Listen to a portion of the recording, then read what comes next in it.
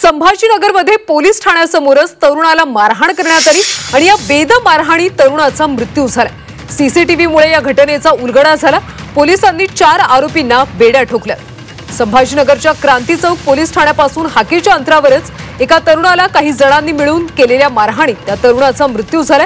कल्पेश विजय रुपेकर असं मृत तरुणाचं नाव आहे। तरुणाला मारहाण करतानाचा सीसीटीव्ही व्हिडिओ समोर आला। या प्रकरणी चौघांना आता अटक करण्यात आली।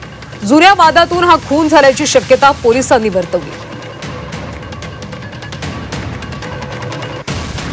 सविस्तर माहिती घेऊयात आमचे प्रतिनिधी विशाल करोळे यांच्याकडून।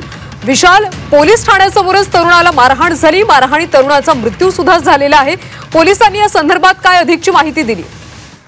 पोलिसांनी या प्रकरणात आता 4 जणांना अटक केली आहे। क्रांती चौक पोलीस ठाण्यापासून अगदी हाकेच्या अंतरावर या तरुणाला मारहाण करण्यात आली होती आणि महत्त्वाचं म्हणजे काही वेळांपूर्वी यांचं भांडण झालं होतं आणि पोलीस स्टेशनमध्ये जाऊन ते भांडण सोडवलं सुद्धा होतं। मात्र हे सगळं झाल्यानंतरही या तरुणांनी अगदी पोलीस स्टेशनच्या बाहेरच या तरुणाला मारहाण केली आणि त्यात त्याचा मृत्यू झालेला आहे। आता या प्रकरणात 4 जणांना अटक करण्यात आलेली आहे। लाथा बुक्क्यांनी मारहाण करताना या सगळ्या फुटेजमध्ये आता दिसून येत आहे। कल्याणी, विशाल, नेमक्या कुठल्या वादातून ही हत्या झाली होती? नेमका काय वाद होता? काही माहिती मिळतेय का?